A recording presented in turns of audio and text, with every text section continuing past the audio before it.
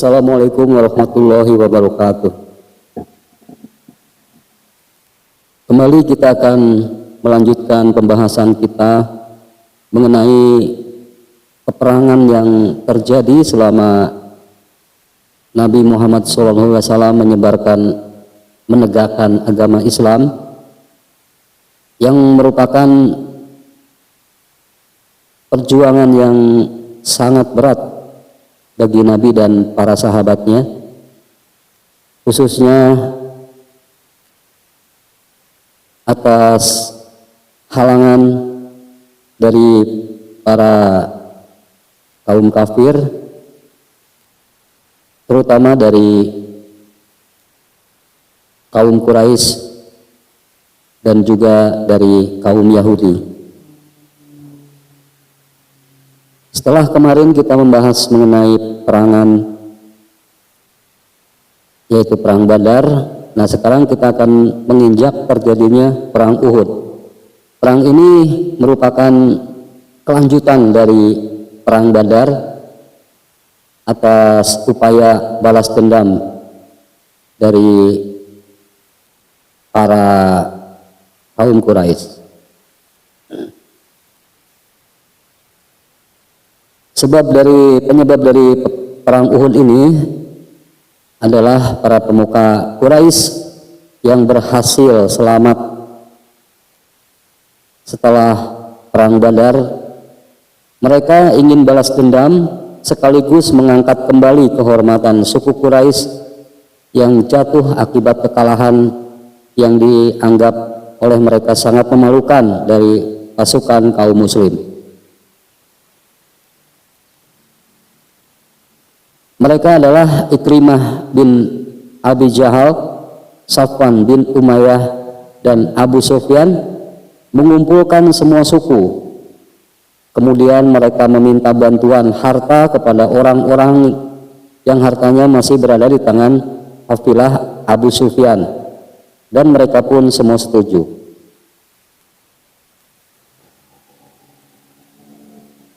Pasukan musyrik berangkat dengan jumlah yang sangat banyak, mencapai 3.000 orang di bawah pimpinan tertinggi Abu Sufyan. Pasukan sayap kanan dipimpin oleh Khalid bin Al-Walid sekaligus panglima pasukan berkuda. Pasukan sayap kiri dipimpin oleh Ikrimah bin Abu Jahal.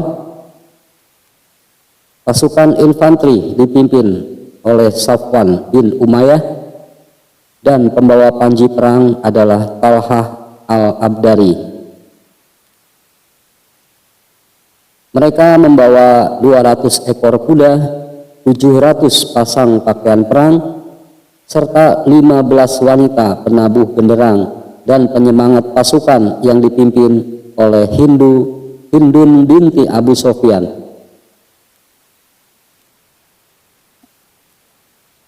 Nabi Muhammad SAW menerima sepucuk surat dari pamannya Al-Abbas tentang keberangkatan pasukan Quraisy berikut perinciannya untuk memerangi umat Islam.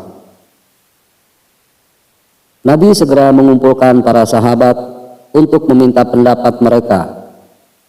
Apakah keluar dari Madinah atau tetap tinggal dan berperang membela diri? Ini pendapat Nabi dan beberapa sahabat terkemuka, tetapi dua pilihan pendapat itu dikalahkan pendapat seorang pemuda dari kalangan sahabat yang tidak ikut berperang di Badar. Nabi memilih dan menerima pendapatnya. Nabi bergerak dari Madinah dengan 1.000 orang pasukan pada hari Sabtu malam ke-7 bulan Syawal,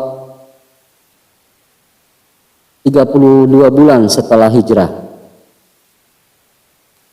Sesampainya mereka di suatu daerah antara Madinah dan Uhud, Ibnu Salul bersama sepertiga pasukan memisahkan diri dan kembali ke Madinah seraya berkata,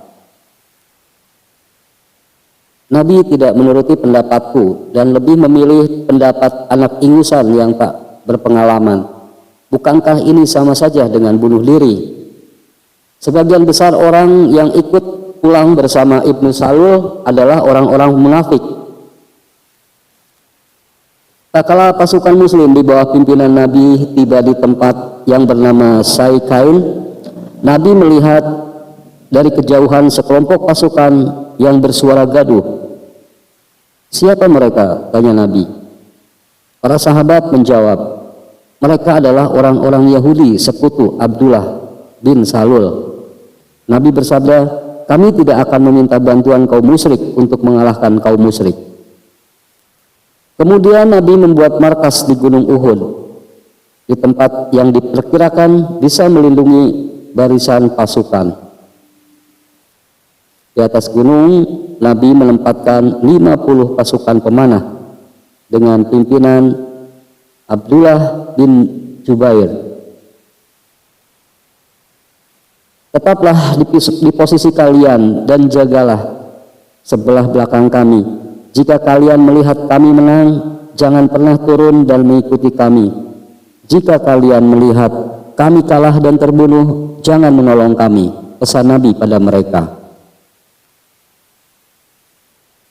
Nabi membagi pasukan menjadi 3 barisan. Barisan Muhajirin, barisan Khazraj, dan barisan Aus. Bendera Muhajirin dibawa oleh Mus'ab bin Umair, bendera Aus dibawa oleh Usaid bin Udyar, dan bendera Kharaj dibawa oleh Hubab bin Al-Munzir. Nabi menunjuk Jubair bin Awam, satu-satunya penunggang kuda di barisan pasukan muslim, dan Miqdad bin Amr untuk menghadang pasukan berkuda Quraisy pimpinan Khalid dan Ikrimah. Peperangan dimulai dengan serangan sayap kanan pasukan Makkah pimpinan Abu Amir Al-Fasik yang dibantu pasukan berkuda pimpinan Khalid bin Walid. Terhadap pasukan muslim sayap kiri, tapi mereka dipaksa mundur pasukan pemanah muslim setelah dihujani anak panah. Pasukan muslim Madinah melancarkan serangan balasan. Sasarannya adalah para pembawa bendera Mekah. Mereka berhasil dibunuh semua, termasuk 10 orang pembawa bendera dari Bani Abd al-Dar. Bahkan bendera mereka jatuh ke tanah dan terinjak-injak.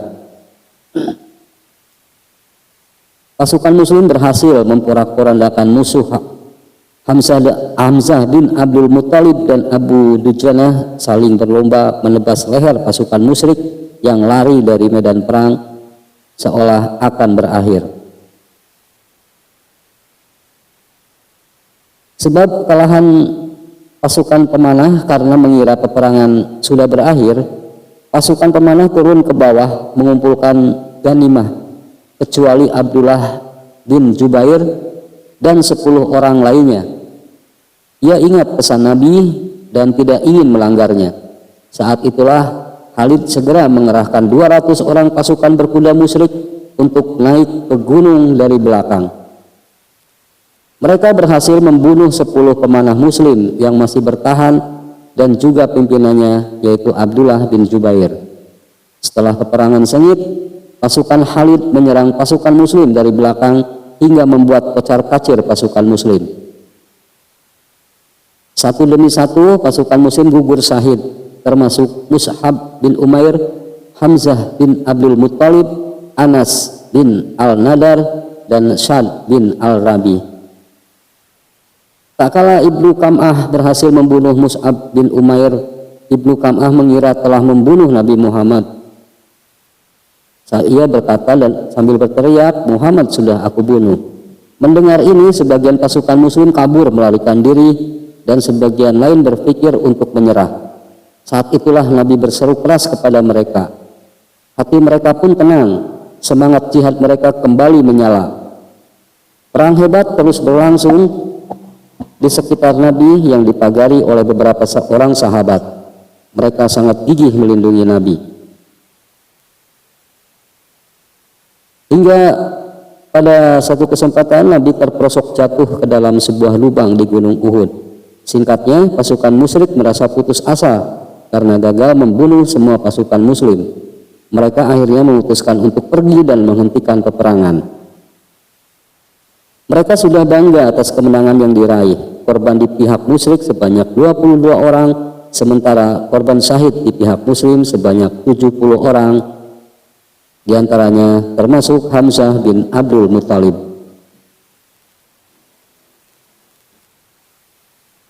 Nabi meninggalkan Uhud pada Sabtu petang. Malam harinya beliau dan para sahabat bermalam di Madinah. Korban-korban luka diobati.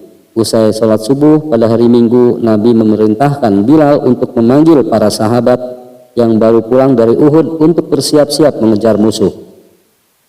Tak ada yang boleh ikut kecuali yang kemarin turut perang. Nabi mendoakan benderanya, lalu menyerahkan ke tangan Ali bin Abi Thalib. Meski masih dalam keadaan terluka dan letih, mereka tetap berangkat hingga di daerah bernama Hamra al-Ashad dan membuat markas di sana. Malam harinya mereka menyalakan api unggun besar yang bisa terlihat jelas dari kejauhan. Tujuannya adalah agar pasukan musyrik mengira bahwa pasukan muslim berjumlah sangat banyak.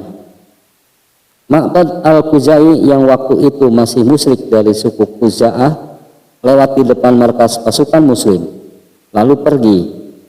Nah, saat melewati markas pasukan musyrik, Ma'bad melihat mereka tengah bersenang-senang dan bersuka cita karena kemenangan mereka di Uhud.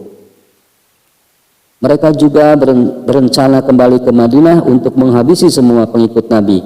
Tapi rencana mereka ini ditentang Safwan bin Umayyah. Saat melihat Ma'bad, Abu Sufyan bertanya, "Apa yang kau lihat di belakangmu, Ma'bad? Celakalah kalian. Muhammad dan para pengikutnya keluar mengejar kalian dalam jumlah yang sangat besar. Tak pernah aku melihat pasukan dalam jumlah sebanyak itu. Mereka bergerak dengan persenjataan sangat lengkap. Aku pun tak pernah melihat persenjataan selengkap itu." Allah memasukkan rasa takut dan khawatir ke hati pasukan musyrik. Mereka akhirnya bergegas menuju Mekah. Nabi sendiri tinggal di Hamra al-Ashad selama 4 hari 2 minggu sampai hari Rabu, lalu kembali ke Madinah. Dalam konteks peperangan inilah surah Al-Imran turun. Perang ini terjadi pada Syawal tahun 4 Hijriah, yaitu perang Bani Nadir. Nabi bersama sekelompok sahabat pergi ke perkampungan Yahudi Bani Nadir di Madinah. Nabi ingin menyelesaikan pembayaran diat atau tebusan atas 2 orang lelaki Yahudi yang dibunuh secara batil oleh Am bin Umayyah al-Damari yang muslim. Beliau ingin menegakkan perjanjian yang sudah dijalin dengan kaum Yahudi Madinah. Kedatangan Nabi pun disambut baik. Nabi dipersilahkan duduk di sisi dinding rumah, tapi mereka bersekongkol untuk membunuh Nabi. Mereka memilih cara menjatuhkan sebongkah batu dari loteng ke arah Nabi yang sedang duduk. Amr bin al-Jihasi mengajukan diri sebagai eksekutornya. Malaikat Jibril mengabari Nabi Muhammad SAW perihal persekongkolan Bani Nadir. Nabi segera bangkit dari tempatnya dan kembali ke Madinah. Para sahabat yang tak menyadari kepergian Nabi lalu bergerak menyusul. Beliau yang sudah sampai di Madinah saat bertemu bertanya mengenai alasan kepergiannya. Nabi pun menceritakan persekongkolan Bani Nadir. Nabi mengutus Muhammad bin Maslamah untuk mendatangi Yahudi Bani Nadir. Katakan pada mereka, kata Nabi pada Ibnu Maslamah, Rasulullah mengutusku kepada kalian untuk mengusir kalian dari negeriku. Kalian melanggar perjanjian yang telah dibuat. Aku memberimu waktu 10 hari. Jika selama itu masih ada yang terlihat di sini, lehernya akan ditebas. Kaum Yahudi Bani Nadir bersiap-siap pergi, tapi Ibnu Salul mengutus seseorang untuk meyakinkan mereka bahwa ia akan membantu mereka. Mereka pun kembali dan menolak meninggalkan Madinah. Saat itulah pasukan muslim bergerak lalu mengepung mereka selama 15 hari. Nabi memerintahkan memotong pohon-pohon kurma dan membakarnya dari balik benteng. Kaum Yahudi berkata, Muhammad, engkau melarang berbuat kerusakan, tapi engkau langgar sendiri perkataanmu. Untuk apa pohon-pohon kurma ditebang dan dibakar? Allah Subhanahu wa Ta'ala memasukkan rasa takut ke hati mereka. Mereka memohon kepada Nabi agar diizinkan keluar dari Madinah tanpa senjata. Nabi setuju. Mereka membawa semua harta yang bisa dibawa. Ada yang merobohkan rumahnya lalu mengambil daun pintunya untuk dinaikkan ke atas punggung unta. Kemudian pergi menuju Khaybar. Ada pula yang pergi menuju Syam. Tapi para pembesar mereka pergi menuju Khaybar, seperti Salam bin Abi Al-Haqiq, Kinanah bin Rabi, dan Huyai bin Akhtab. Nabi membagikan semua harta Yahudi Bani Nadir kepada kaum Muhajirin. Tak satu pun orang Ansor yang diberi, kecuali Abu Dujana dan Sal bin Hanif, karena keduanya sangat fakir. Dalam konteks perang ini turunlah surat Al-Hasyr yang disebut juga surah Bani Nadir.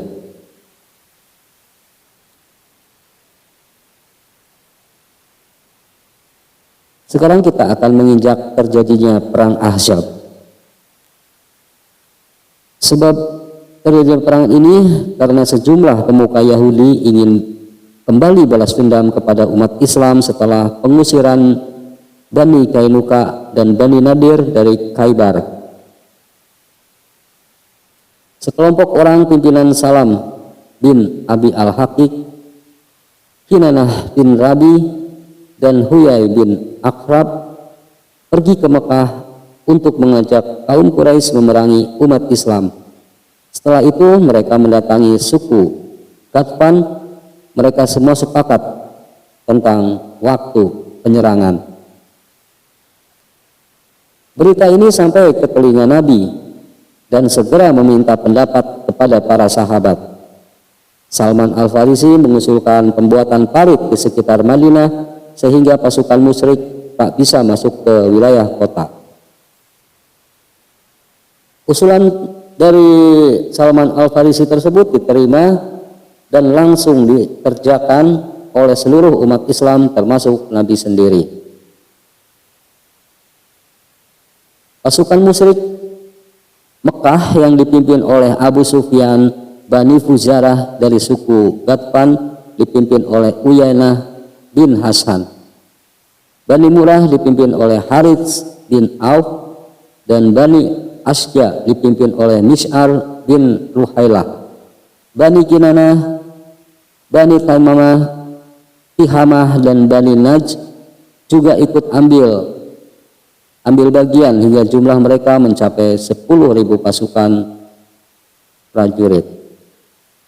Semuanya bergerak menuju Madinah untuk membinasakan umat Islam. Tetapi setibanya di Madinah mereka dikejutkan oleh adanya sebuah parit, ide orang Persia yang belum pernah mereka ketahui sebelumnya. Mereka tak mampu melewati parit, merasa gagal dan putus asa. Bila ada yang mencoba melewatinya, ia pasti akan mati seketika. Waktu itu prajurit muslim berjumlah 3.000. Kalangan perempuan, anak-anak, dan orang-orang lemah diungsikan oleh Nabi di benteng milik Bani Harithsyah hingga situasi aman dari serangan musuh.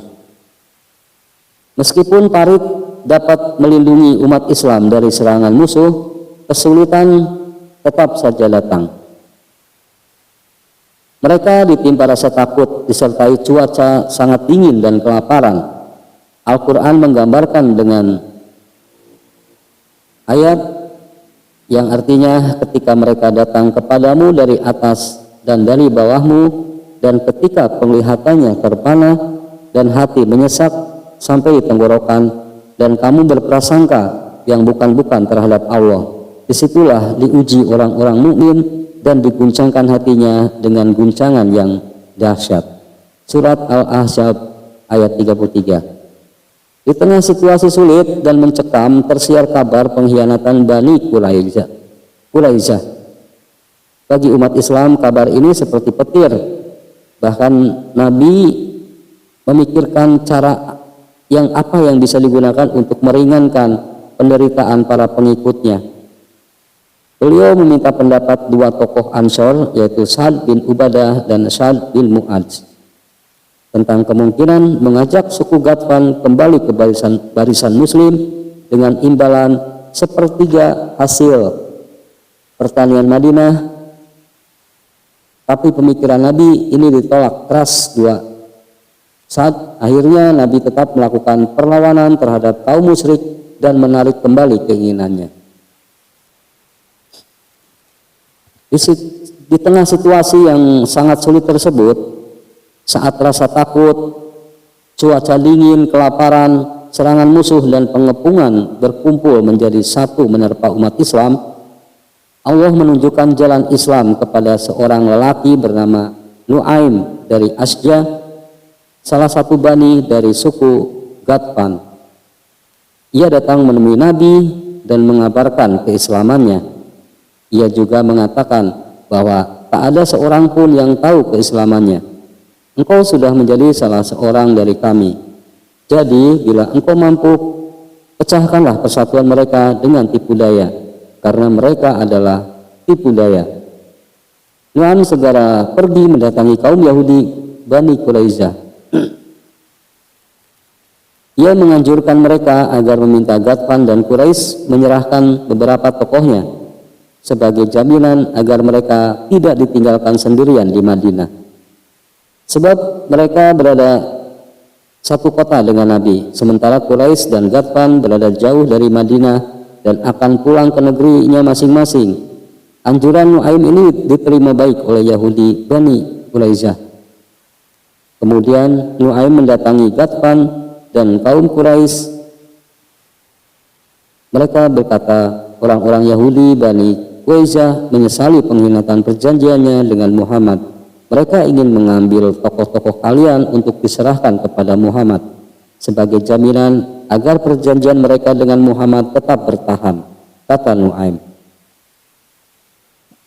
Tak kala Yahudi Bani Quraisyah benar-benar meminta Quraisy agar menjaminkan tokoh-tokohnya, kaum Quraisy menolak. Mereka mempercayai ucapan Nu'aim. Terjadilah pertikaian di antara mereka hingga pasukan sekutu yang musyrik itu putus asa. Nabi mengutus Hudzaifah bin Al-Yaman untuk menyelidiki apa yang dikerjakan oleh pasukan musuh. Beliau juga memintanya untuk tak membunuh satu orang pun dari mereka selama penyelidikan. Ia bersecepat menyusup ke tengah-tengah markas kaum musyrik tanpa diketahui. Ia mendengar Abu Sufyan berencana pulang ke Mekah dan memerintahkan pasukan berkudanya untuk mundur. Apa yang ia dengar memang benar. Pasukan Quraisy dan Ghatfan meninggalkan posisi mereka masing-masing, disusul pasukan berkuda. Pagi harinya semua pasukan musuh telah berangkat. Umat Islam pun meletakkan senjata dan pulang kembali ke Madinah. Setelah perang berakhir, Nabi bersabda, sekarang kita memerangi mereka dan mereka takkan bisa memerangi kita. Ini menandai perubahan kekuatan umat Islam pada saat itu. Mereka memegang kendali. Setelah hari ini pasukan Quraisy takkan pernah mampu mengalahkan umat Islam. Keikutsertaan Bani Quraisyah dalam perang Ahzab membongkar kedengkian kaum Yahudi terhadap umat Islam. Mereka melanggar perjanjian dan berkhianat untuk selalu bersama Nabi di situasi sesulit apapun. Mereka mencoba membinasakan seluruh umat Islam setelah bersekutu dengan kaum Quraisy dan Ghatfan. Tak lama setelah Nabi kembali dari perang Ahzab dan meletakkan senjata, Jibril datang menemui beliau. Apakah engkau sudah meletakkan senjatamu, Rasulullah? Kata Jibril. Ya, jawab Nabi. Jibril berkata lagi, tapi para malaikat belum meletakkan senjatanya. Sungguh Allah memerintahkanmu untuk mendatangi Bani Quraizah. Aku ingin sekali mengguncang mereka. Nabi segera menyuruh seseorang untuk berseru, siapapun yang patuh dan taat, jangan melaksanakan sholat asar kecuali setelah tiba di perkampungan Bani Quraizah.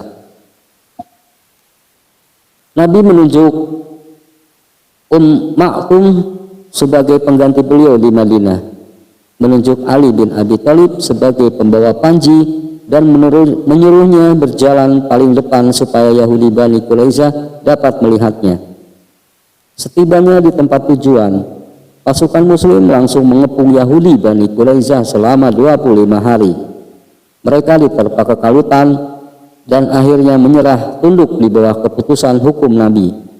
Namun mereka ingin agar yang memberi keputusan hukum adalah Sa'd bin Mu'adz.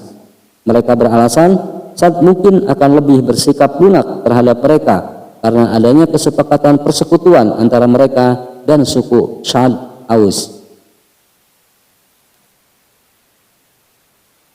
Dengan ditandu, Sa'd bin Mu'adz datang. Lengannya masih terluka akibat terkena anak panah pada saat perang Ahzab. Sa'd memutuskan semua orang yang ikut perang Ahzab dari mereka harus dibunuh. Anak cucu mereka menjadi tawanan dan harta benda mereka dibagi sebagai ghanimah. Nabi mengomentari keputusan Sa'd ini, sungguh engkau telah memutuskan perkara mereka sesuai hukum Allah dari langit lapis 7. Hukuman mati dilaksanakan di pasar Madinah. Lubang-lubang dibuat di sana, lalu mereka digiring masuk dan dibunuh secara bersamaan. Harta benda mereka dibagi menjadi ghanimah, sementara anak cucu mereka dijadikan tawanan. Hukuman ini sangat pantas bagi orang-orang yang memisahkan diri dari barisan umat Islam. Itu sepadan dengan apa yang telah mereka perbuat dengan berkhianat. Mereka menyerahkan nyawa orang-orang muslim untuk dibunuh, hartanya dirampas dan keluarganya ditawan. Jadi bila mereka dihukum mati, itu sudah sepantasnya dan sepadan. Hilangnya Bani Quraizah membuat Madinah bersih dari keberadaan kaum Yahudi dan hanya beberapa menjadi kota umat Islam. Unsur internal yang berbahaya sudah dilenyapkan, yang bisa membuat onar, tipu daya, dan persekongkolan jahat. Setelah sejumlah peperangan melelahkan, Nabi memutuskan pergi ke Mekah bersama para sahabat untuk menunaikan ibadah umroh. Tepatnya pada Dzulqa'dah tahun 6 Hijriah, beliau berangkat bersama istrinya Ummi Salamah dan 1.400 orang sahabat tanpa membawa senjata apapun selain senjata musafir. Setibanya di Dzulhulaifah, Nabi mengutus seorang mata-mata untuk mengintai situasi di kota Mekah. Kaum Quraisy bersiap menyambutmu dengan menyiapkan banyak pasukan. Mereka ingin mencegahmu masuk ke kota Mekah. Lapor mata-mata itu pada Nabi setelah kembali. Bagaimana pendapat kalian? Kata Nabi meminta pendapat para sahabat. Abu Bakar menyatakan, tujuanmu keluar adalah mengunjungi Baitullah, bukan untuk membunuh atau memerangi siapapun. Berangkatlah Rasulullah, jika ada yang menghalangi, kami akan memeranginya. Nabi menyahut, berangkatlah kalian dengan nama Allah. Mereka segera berangkat dan mengambil jalan pintas hingga tiba di Hudaybiyah.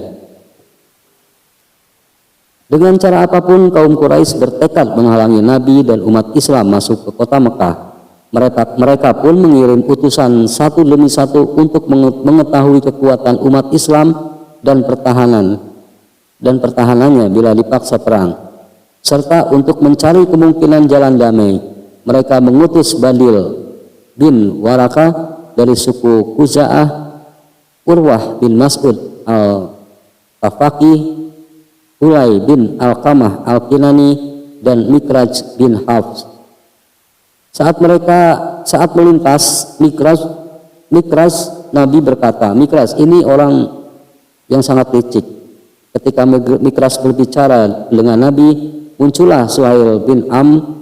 Nabi pun berkata, Suhail telah mempermudah urusan kalian. Nabi ingin mengutus seseorang kepada kaum Quraisy untuk menjelaskan sikap beliau dan tujuan umat Islam datang ke kota Mekah. Nabi memanggil Umar bin Khattab, tapi Umar menolak karena satu alasan. Nabi pun memilih Utsman bin Affan sebagai pengganti. Utsman berangkat hingga berpapasan dengan sekelompok orang Quraisy di jalan. Mereka mengizinkan masuk ke kota Mekah untuk menyampaikan pesan Nabi kepada para pembesar di sana. Ia dibonceng Aban bin Sa'id bin Al-As menuju kota Mekah. Pesan Nabi pun tersampaikan. Utsman terlambat pulang ke rombongan muslim selama beberapa hari karena memang tertahan oleh kaum Quraisy. Tersiar kabar di tengah-tengah umat Islam bahwa Utsman terbunuh. Mendengar itu Nabi bersabda, "Kami tidak akan pulang sampai kami berhasil melumpas habis kaum Quraisy."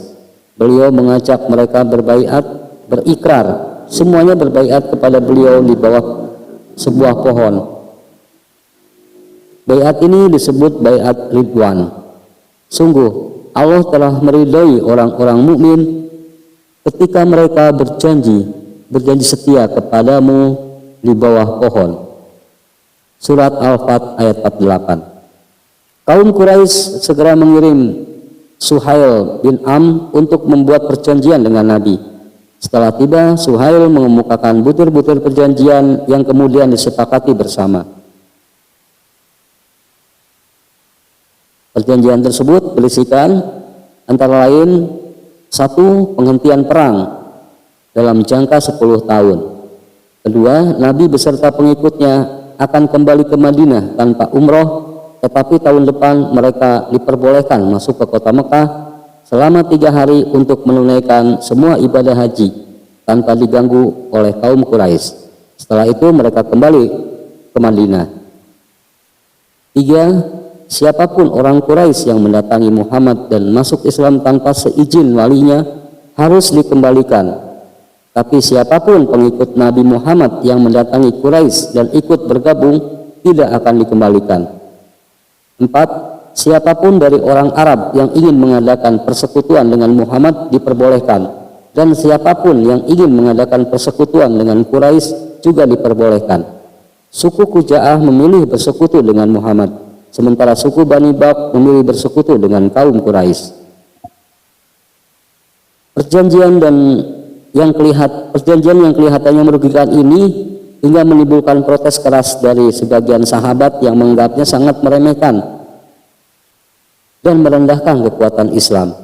Seperti Umar bin Khattab, sebenarnya kemenangan yang nyata bagi umat Islam sebagaimana Allah menyebutnya di surat Al-Fat. Pertama, perjanjian ini mengisyaratkan pengakuan Quraisy terhadap kekuatan umat Islam yang takkan mampu mereka kalahkan. Kedua, umat Islam memiliki banyak waktu untuk menyebarkan dakwah di kalangan suku-suku dan para raja. Lebih dari itu, perjanjian Hudaybiyah ini memuluskan jalan umat Islam untuk menaklukkan kota Mekah. Demikianlah untuk pembahasan kali ini tentang sejumlah peperangan yang terjadi antara kaum muslim dengan kaum musyrik yang terdiri dari kaum Quraisy dan kaum Yahudi. Dalam pertemuan nanti kita akan kembali melanjutkan tentang kisah peperangan yang terus berlanjut selama Nabi menegakkan agama Islam yang terus mendapatkan perlawanan dari para kaum musyrik. Terima kasih atas perhatiannya. Mohon maaf bila ada kesalahan dalam penyampaian. Wassalamualaikum warahmatullahi wabarakatuh.